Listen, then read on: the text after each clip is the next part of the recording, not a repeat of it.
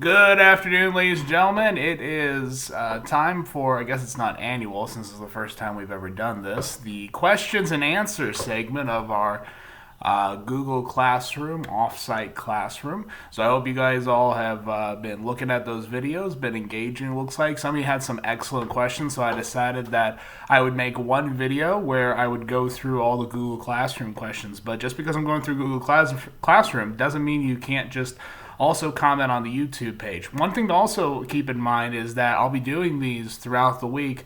So if you have a question after this video or I missed it, maybe you posted it at like 12:59, and I'm usually making this around 1 o'clock. If you missed it, I will answer your question in tomorrow's video. Okay? So let's get started. Over with talk a little bit about the Middle East. I got a question here. It says, why is Egypt considered a desert if it gets flooded a lot? Now, one thing to keep in mind is that if you look at the civilization of Egypt, you'd have like, visuals are better than words, right? You have, let's say you have Egypt, right? And then you have I'm going to do this reverse. You have the Nile River, right? Going down through there. Well, the thing is that everybody just lives here at the Nile River, a few miles along the Nile River. Everything else, all that white space, is desert.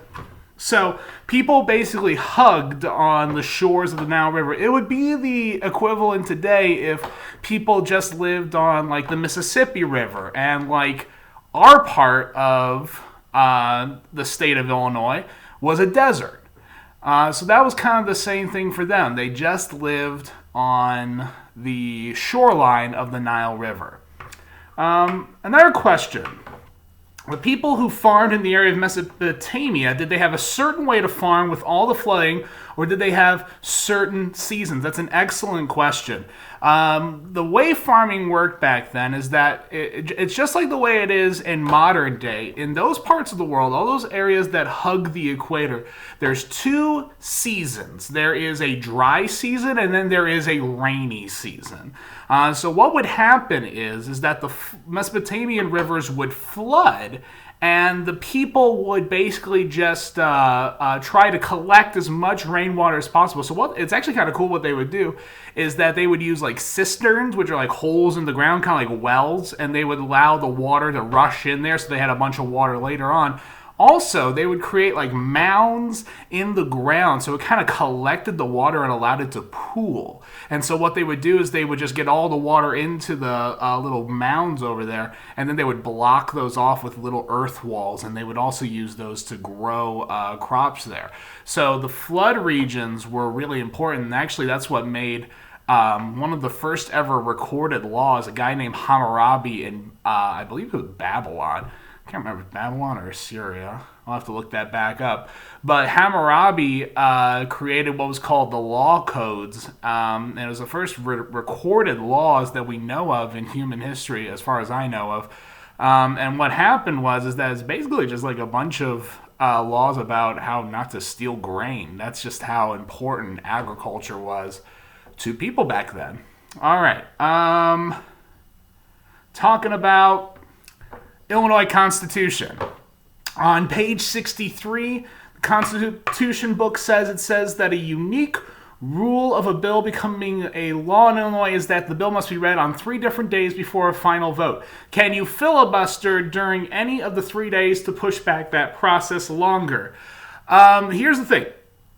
The word filibuster is not in the Constitution, nor is it in the Illinois Constitution. That is not an actual thing that is in the constitutions, but what they are is just actions that have become kind of like precedent. So one way that you could technically filibuster is that if you're in the party in power, you could maybe not allow for the reading of the vote. So the Speaker of the General Assembly has a lot of power in Illinois on whether or not to have laws read. And so that's one way that you could technically filibuster. But just keep in mind that that's not actually something that's in the Constitution. It's like, Article 2, Section 5, you can do this in filibuster. The word filibuster comes from Parliament in England, okay?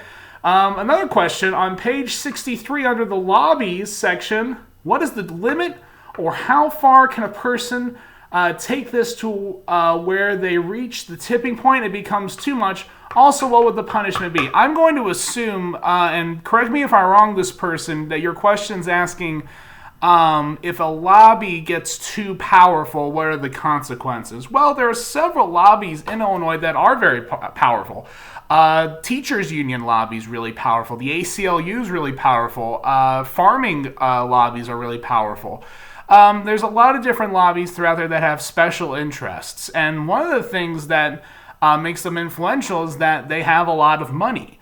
One way that let's do an example of a lobby that would have like no impact in Illinois. Let's talk about like let's pick the shrimping lobby. You know, there's not a lot of Illinois shrimp, and if someone says I've caught these shrimp in Illinois, let's eat them, go the other direction because I don't think it's going to be very fresh. So the shrimping lobby wants to take over and basically sends a bunch of money to assemblymen in Illinois General Assembly and says, we're going to give you all this money if you agree to everything that we do. That's technically illegal, but also technically legal at the same time. That sounds really weird, but the way it's all about how you phrase it. Okay, campaign donations can go up to a certain amount. Fundraisers that are put on by lobbies can go up to a certain amount, but there's a lot of rules that limit the ability of lobbies to influence candidates. Now, one thing to keep in mind is that it's very expensive to run campaigns, even at the state level. And so when we're talking about that, the power of money is very prominent in all levels of Illinois government and also federal government. It's just one of those sad realities of our democracy is that people with money have a lot more influence. So I would say to kind of answer your question, it comes down to that as long as they're not breaking the law, they have a lot of influence.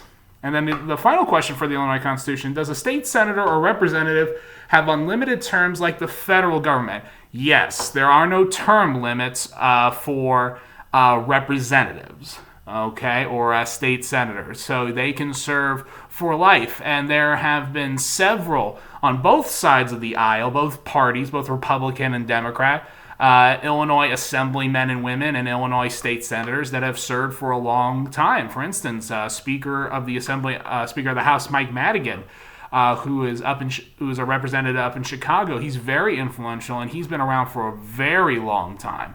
And I'm just kind of blanking on some Republican examples, but there are no term limits, and that's what makes your right to vote so important. Since we don't have term limits, if you disagree with a representative or state assemblyman or state senator, you need to go out and vote. And since you guys aren't at voting age yet, it's important that you understand these issues so that when you do become of voting age, you can be influential. One of the key demographics of people who don't vote are people 18 to 30. They don't vote, and their voices aren't heard. All right. There was one other question about the New Deal coalition, okay? I didn't forget about yours. The question was, if the New Deal didn't exactly get the United States out of the Great Depression, what did? That's a great question. The short answer is no one knows. There's a lot of theories about what causes the Great Depression, also what ends the Great Depression. And here's the thing. If anybody knew what ended the Great Depression, you'd see them using it right now to solve economic problems. We've had economic problems since the Great Depression, and the same things don't work. Okay?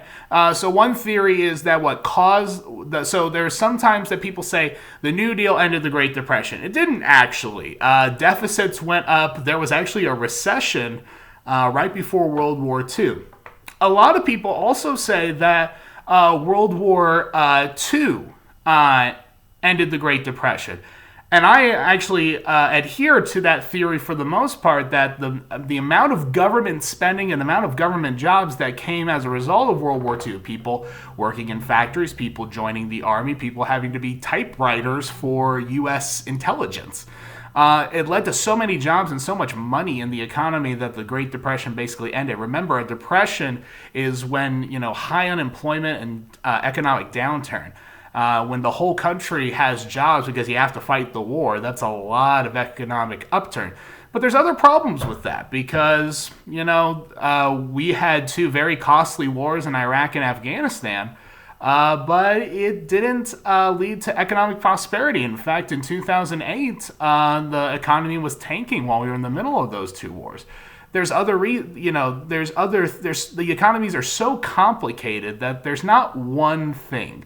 It's not like you get a cold and you have some hot chicken noodle soup and some cold medicine and you're fine within a day or two. That's not how it really works with economics. And so that's what makes economics and the study of economics so fascinating.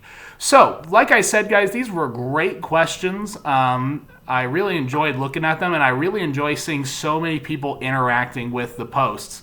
So if you don't see your friends on Google Classroom encourage them to post questions, encourage them to be involved. This is how we kind of stay as a community throughout this. Parents, if you're watching, go on to Facebook, go find Mr. H on YouTube. That is the Facebook page for this channel.